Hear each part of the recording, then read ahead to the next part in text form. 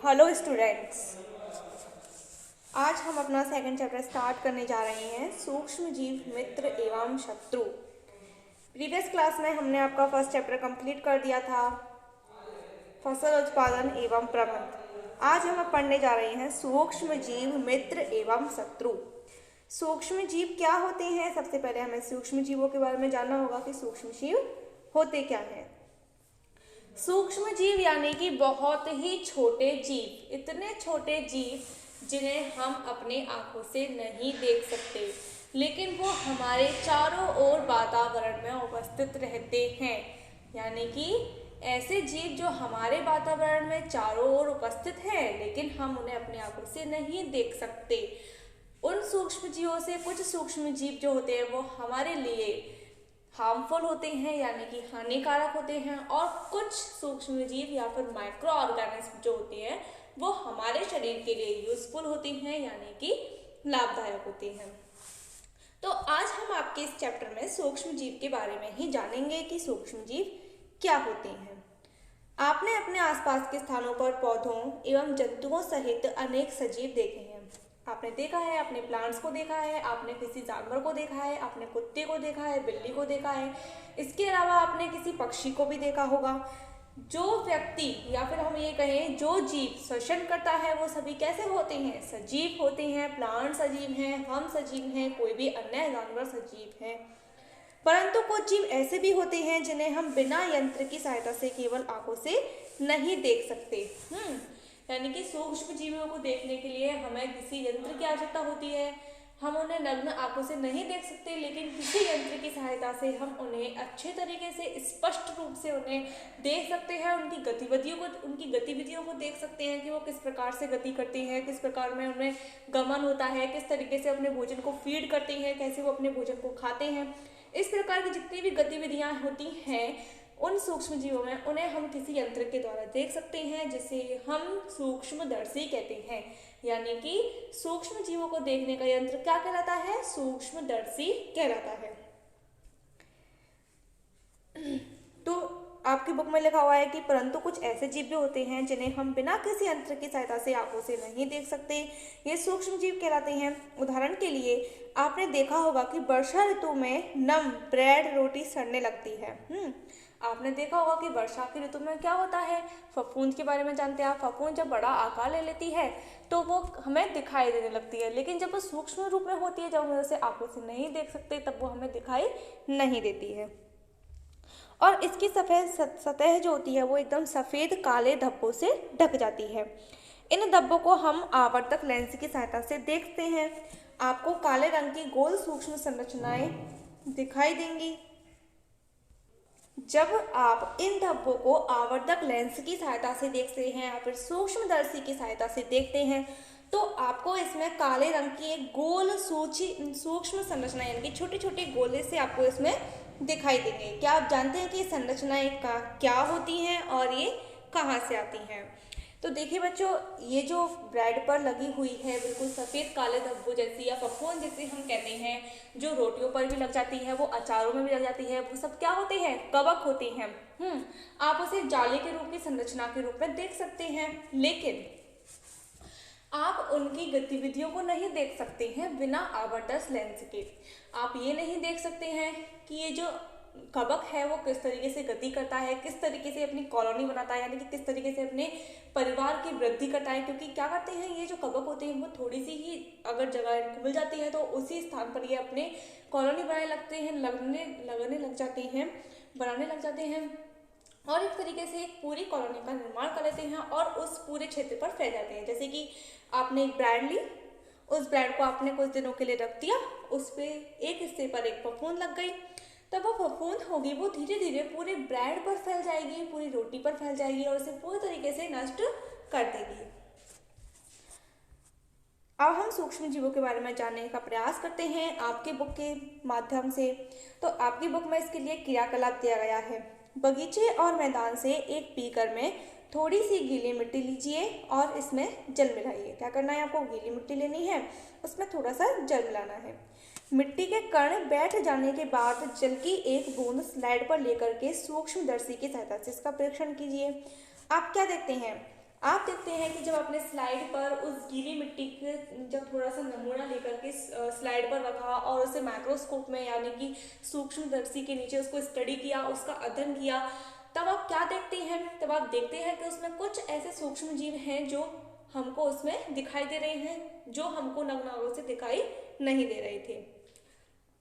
क्रियाकलाप 2.2 क्या है कि एक तालाब पोखर से जल की आपको कुछ बूंद लेनी है, केवल ड्रॉप्स लेनी है आपको जल की कुछ ही, और उन्हें आपको कांच की स्लाइड पर फैला करके सूक्ष्मदर्शी की सहायता से इनका परीक्षण करना है।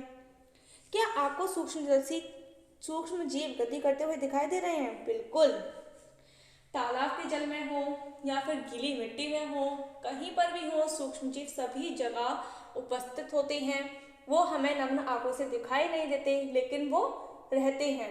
उनमें से जैसे मैंने आपको बताया, कुछ हमारी बॉडी के लिए यूजफुल हो सकते हैं और कुछ हमारी बॉडी के लिए हार्मफुल हो सकते हैं। इन परीक्षणों से हमें ये पता चलता है कि मिट्टी एवं पानी में काफी छोटे छोटे जीव उपस्थित रहते हैं। सूक्ष्म जीव इतने छोटे होते हैं कि उन्हें हम बिना किसी यंत्र की सहायता से नहीं देख सकते। इनमें से कुछ जैसे कि ब्रेड पर उगने वाले कवक को आवर्तक लेंस की सहायता से देखा जा सकता है, जबकि अन्य बिना सूक्ष्मदर्शी की सहायता से दिखाई नहीं देते। यानी कि ब्रेड पर लगी हुई फफूंद, रोटी पर लगी हुई फफूंद, अचार पर लगी हुई फफूंद को आप आवर्तक लेंस की सहायता से देख सकते हैं। आवर्तक लेंस जो होते हैं उनकी संरचना मैं आपको बताती हूँ कैसी होती है। आवर्तक लेंस जो होता है वो हमारा कुछ इस तरीके का होता है। ठीक है, इस लेंस की सहायता से आप, यहाँ पर ग्लास लगा हुआ होता है, ये कांच का ग्लास होता है ये पूरा, तो इसकी सहायता से आप उसे बड़े आकार में देख सकते हैं। क्योंकि कवक जो है उसे आप अपनी आंखों से भी देख रहे हैं, लेकिन आपको उसकी गतिविधि दिखाई दे रही है। आपको ये नहीं दिखाई दे रहा है कि किस प्रकार से वो गति कर रहे हैं, किस प्रकार से वो उस ब्रेड का भक्षण कर रहे हैं, उस ब्रेड को वो खा रहे हैं। इसके लिए आप एक आवर्तक लेंस की सहायता से ही उसको पढ़ सकते हैं, उसका अध्ययन कर सकते हैं, उसकी स्टडी कर सकते हैं। ठीक है, जबकि अन्य जो जीव होते हैं, जैसे कि आपने तालाब के जल से कुछ ड्रॉप्स ली, उन्हें कांच की स्लाइड पर रखा, आपको नग्न आंखों से इसमें कुछ नहीं दिखाई दे रहा है। आपको केवल एक क्लियर वाटर दिखाई दे रहा है, एकदम साफ पानी दिखाई दे रहा है। लेकिन जब आप उसे सूक्ष्मदर्शी के नीचे उसका अध्ययन करते हैं, तब आपको उसमें पता चलता है कि इसमें काफी सारे सूक्ष्म जीव उपस्थित है। सूक्ष्म जीवों को 4 मुख्य वर्गों में बांटा गया है। कौन कौन सी वर्गों में बांटा गया है? ये वर्ग हैं जीवाणु, कवक, प्रोटोजोआ और कुछ शैवाल। ठीक है, सूक्ष्म जीव को 4 भागों में बांटा गया है। एक उन्हें बैक्टीरिया में बांटा गया है, यानी कि जीवाणु में बांटा गया है। एक उन्हें फंजाई में बांटा गया है, यानी कि कवक में बांटा गया है। एक उन्हें प्रोटोजोआ में बांटा गया है और एक उन्हें एल्गी यानी कि शैवाल में बांटा गया है। जीवाणु, शैवाल, प्रोटोजोआ एवं कवक के कुछ सामान्य सूक्ष्म जीव आपको डायग्राम 2.1 से 2.4 में दिखाए गए हैं। कौन कौन से डायग्राम्स दिखाए गए हैं, चलिए देखते हैं। बहुत से ही अच्छे डायग्राम्स इसमें दिखाए गए हैं। देखिए, फर्स्ट डायग्राम हमारा किसका है? जीवाणु का है। स्पाइरल जीवाणु, स्पाइरल जीवाणु है, बिल्कुल स्पाइरल की तरह, यानी कि स्प्रिंग की तरह है, इसलिए इनका नाम स्पाइरल जीवाणु रखा गया है। स्प्रिंग देखिए आपने, सेल वगैरह में भी लगी हुई होती है, किसी में से भी आप स्प्रिंग निकाल के उससे अच्छी तरीके से स्टडी कर सकते हैं। इनकी जो बॉडी होती है वो बिल्कुल स्प्रिंग लाइक होती है, यानी कि स्प्रिंग की तरह होती है। स्प्रिंग की तरह जैसे इसमें दिख रहा है आपको, बिल्कुल इसमें क्लियर दिख रहा है। देखिए इस वाले डायग्राम में बिल्कुल स्प्रिंग की तरह है इसकी जो संरचना, इसलिए इनको क्या कहा गया है? स्पाइरल जीवाणु कहा गया है। इन्हें छड़नुमा जीवाणु कहा गया है, क्योंकि ये छड़ के समान बिल्कुल सीधे हैं। ये स्प्रिंग की तरह किसी भी दिशा में घूमे हुए नहीं है, बिल्कुल सीधे हैं, इसलिए इनको छड़नुमा जीवाणु कहा गया है। अब देखते हैं शैवाल के कुछ डायग्राम्स आपकी बुक में दे रखे हैं। पहला शैवाल है आपका क्लैमिडोमोनास। क्लैमिडोमोनास क्या है? एक शैवाल है, हमेशा ध्यान रखना।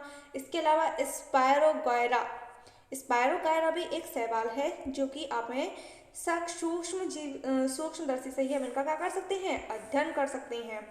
प्रोटोजोआ के कुछ एग्जाम्पल हैं, अमीबा एंड पैरामीशियम। इसके अलावा दिए गए हैं आपको कवक। कवक कौन कौन से दिए गए हैं आपको? एक तो ब्रेड मोल्ड दी गई, इनकी ब्रेड पर छाने वाली कवक कौन सी होती है? राइजोपस। ओके, फिर इसमें पेनिसिलियम दी गई है कवक। पेनिसिलियम कवक जो है ये बहुत ही यूजफुल होती है, इससे काफ़ी सारी दवाइयाँ बनाई जाती हैं। पेनिसिलियम एक एंटीबायोटिक है जो कि हमें इसी कवक से प्राप्त होती है। अब तीसरी इसमें आपको मैं देख रही है एस्परजिलस फंजाई यानी कि कवक। चलिए अब हम दोबारा से अपने टॉपिक पर आ जाते हैं। डायग्राम्स भी हमने इनको स्टडी कर लिया है। वायरस अभी हमने भाई यहाँ पर सूक्ष्म जीवों के बहुत 4 प्रकार पढ़ लिए थे। कौन कौन से पढ़ लिए थे हमने? जीवाणु, कवक, प्रोटोजोआ और शैवाल। लेकिन इनके अलावा वायरस यानी कि विषाणु भी सूक्ष्म जीव होते हैं जो कि हम आंखों से नहीं देख सकते। आज कोरोना वायरस फैल रहा है, वो क्या है? एक वायरस ही तो है, हम उसे अपने आंखों से नहीं देख पा रहे हैं, लेकिन आपने डायग्राम देखा होगा, अखबार में उसके चित्र आते हैं। कैसे चित्र आता है कोरोना वायरस का? बिल्कुल इस तरीके का चित्र आता है, उस पर इससे दाने दाने से निकले हुए रहते हैं, ठीक है। उनको भी सूक्ष्मदर्शी से स्टडी किया जाता है। लेकिन ये अन्य सूक्ष्म जीवों से भिन्न होते हैं, यानी कि वायरस होते क्या है? सूक्ष्म जीव होते हैं, लेकिन ये जीवाणु, कवक, प्रोटोजोआ, शैवाल इन सबसे ये कैसे होते हैं? भिन्न होते हैं। वे केवल परपोषी में ही गुणन करते हैं। ये केवल किन में गुणन करते हैं? परपोषी में गुणन करते हैं। यानी कि वायरस यानी कि विषाणु ऐसे सूक्ष्म जीव होते हैं जो कि किसी परपोषी के शरीर के बाहर हैं तो वो पोषण नहीं करेंगे, यानी कि वो वृद्धि नहीं करेंगे। जब वो किसी व्यक्ति के शरीर में प्रवेश कर जाएंगे तब वो क्या करने लगेंगे? गुणन करने लगेंगे। इन्हें भी ये भी कह सकते हैं हम कि जो वायरस होते हैं वो कैसे जीव होते हैं? अकोशिक जीव होते हैं, यानी कि उनमें कोई भी कोशिका नहीं होती। क्योंकि आपने पढ़ा होगा कि सभी जीव किससे मिलकर के बने हुए होते हैं? कोशिका से मिलकर के बने होते हैं। 8 चैप्टर में पढ़ा था ना आपने। सभी जीव किससे मिलकर के बने हुए होते हैं? कोशिका से मिलकर बने होते हैं। कोशिका जीवों की सबसे छोटी संरचनात्मक इकाई होती है, क्रियात्मक इकाई होती है, जो कि जीव का निर्माण करती है। तो जीवाणु, प्रोटोजोआ, कवक, शैवाल ये सभी किससे मिलकर के बने हुए हैं? कोशिका से मिलकर के बने हुए हैं। लेकिन विषाणु यानी कि वायरस वह किसी भी कोशिका से मिलकर के नहीं बना हुआ है, या फिर हम ये कह सकते हैं कि उसमें कोशिका ही नहीं होती है। वो कैसे जीव होते हैं? अकोशिक जीव होते हैं। उनमें जो न्यूक्लिक मटेरियल होता है, यानी कि उनमें केवल क्या उपस्थित होती है? उनमें केवल न्यूक्लिक मटेरियल प्रेजेंट होता है, जो कि उनमें भी प्रेजेंट होता है, लेकिन वो कोशिका के साथ में प्रेजेंट होता है, एक स्पष्ट केंद्रक के साथ प्रेजेंट होता है। लेकिन वायरस में केवल न्यूक्लिक मटेरियल प्रेजेंट होता है। यदि वो जमीन पर पड़ा है तो यानी कि वो मृत है, और यदि वह किसी सजीव शरीर के संपर्क में आ जाता है तो यानी कि वो जीवित है। इसे हम ये भी कह सकते हैं कि जो विषाणु होते हैं वो किसी निर्जीव और सजीव की बीच की कड़ी होती है, या फिर उन दोनों की कनेक्टिव लिंक होती है, संयोजक कड़ी होती है ये। चलिए अब हम वायरस के बारे में थोड़ी सी जानकारी अपनी बुक से भी लेते हैं। मैंने आपको इतना अच्छा बताया वायरस के बारे में, आप इसे अन्य बुक्स से भी पढ़ सकते हैं। वे केवल परपोषी में ही गुणन करते हैं, अर्थात जीवाणु, पौधे, जंतु कोशिका में गुणन करते हैं। विषाणु चित्र 2.5 में दर्शाए गए हैं। 2.5 डायग्राम देखते हैं। चलो कैसा डायग्राम है इसका? ये देखिए भाई, वायरस इसके डायग्राम आपको दिखाए गए हैं। किस किस तरीके के वायरस यहाँ पर प्रेजेंट हैं। एक तो ये वाला वायरस आपकी बुक में दिखा रखा है, एक ये डायग्राम्स दिखा रखा है। कहाँ पे क्या आप इनके नाम गैस कर सकते हैं? आप इनके नाम गैस कर दिए, अपनी बुक में ढूंढने के प्रयास कीजिए। यदि आपको नहीं मिलते हैं तब आप मुझसे पूछ सकते हैं कि मैम इनके आंसर क्या है, या फिर इनके नाम क्या हैं। कुछ रोग जैसे कि जुखाम, इन्फ्लुएंजा एवं अधिकतर खांसी वायरस के द्वारा होती। तो वायरस के द्वारा होने वाले रोग कौन कौन से हैं? जुखाम, इन्फ्लुएंजा, खांसी। कोरोना वायरस में भी सबसे ज़्यादा किस पर अटैक करती है? ये हमारे फेफड़ों पर अटैक करता है कोरोना वायरस, जिसके कारण हमें सबसे ज़्यादा क्या होती है? खांसी होती है ना। तो कोरोना वायरस क्या करता है? हमारे फेफड़ों की कुपिकाओं में जाकर के वहाँ पर जमा हो जाता है और अपनी कॉलोनी बनाने लग जाता है। जब ये कॉलोनी बनाने लग जाएगा तो हमारी जो कुपिकाएं होंगी वो कोरोना वायरस के संक्रमण से पूर्ण रूप से भर जाएंगी। तो हम सांस लेने के लिए हमें स्थान नहीं मिल पाएगा। इस वजह से मनुष्य जो होता है या कोई भी व्यक्ति होता है उसकी क्या हो जाती है? मृत्यु हो जाती है। कुछ विशेष रोग जैसे कि पोलियो एवं खसरा भी वायरस के द्वारा होते हैं। बचपन में आपको पोलियो की ड्रॉप्स पिलाई जाती थी, 5 साल तक तो आपको पोलियो की दवा पिलाई जाती थी। इसका मतलब यह है कि आप पोलियो से अब दोबारा संक्रमित नहीं हो सकते हैं। खसरे के टीके लगे थे आपको बचपन में, यानी कि आपकी बॉडी में उनके प्रति क्या बना दी गई है? एक प्रतिरक्षा कर दी गई है। अब आप उनसे दोबारा से ग्रसित नहीं हो सकते हैं। तो पोलियो और खसरा ये क्या है? वायरस के द्वारा होने वाले रोग हैं। प्रोटोजोआ के द्वारा होने वाले रोग कौन कौन से हैं? अतिसार यानी कि जिन्हें दस्त वगैरह कहते हैं वो, उल्टी दस्त, मलेरिया प्रोटोजोआ के द्वारा होते हैं, टाइफाइड एवं क्षय रोग जीवाणु के द्वारा होने वाले रोग हैं। तो जीवाणु के द्वारा होने वाले रोग कौन कौन से हैं? एक तो टाइफाइड है और एक क्षय रोग है यानी कि टीबी। इनमें से कुछ सूक्ष्म जीवों के विषय में आप 6th और 7th क्लास में भी पढ़ चुके हैं। अगर आपने अच्छे से स्टडी की है तो आपको याद होगा, अदरवाइज आपको कुछ भी याद नहीं होगा। चलिए अब हम आपकी सूक्ष्म जीव कहाँ रहते हैं इसके विषय में हम आपकी अगली कक्षा में अध्ययन करेंगे। आपसे बाद में डिस्कस करेंगे सबके बारे में कि सूक्ष्म जीव कहाँ रहते हैं, उनका घर कहाँ होता है, किस तरीके से वो रहते हैं। और फिर हम इसके बारे में इसके बाद हम पढ़ेंगे कि सूक्ष्म जीव हमारे लिए कितने यूजफुल हैं और कितने हार्मफुल हैं, यानी कि वो हमें क्या वो हमारे मित्र हैं, क्या वो हमारे दुश्मन हैं। इनमें से कुछ सूक्ष्म जीव हमारे मित्र भी हो सकते हैं, कुछ हमारे दुश्मन भी हो सकते हैं। कौन कौन से सूक्ष्म जीव हमारे मित्र हैं और कौन कौन से जीव हमारे दुश्मन हैं, हम इसके बारे में आपकी अगली कक्षा में इसे अध्ययन करेंगे। इसके विषय में आपसे अगली कक्षा में इसके बारे में डिस्कस करेंगे। तब तक आप अपने चैप्टर को यहाँ तक अच्छे से स्टडी कीजिए। फर्स्ट चैप्टर पढ़िए, 8, 9, 10 चैप्टर पढ़िए। और आज की वीडियो को देखने के लिए, सुनने के लिए धन्यवाद।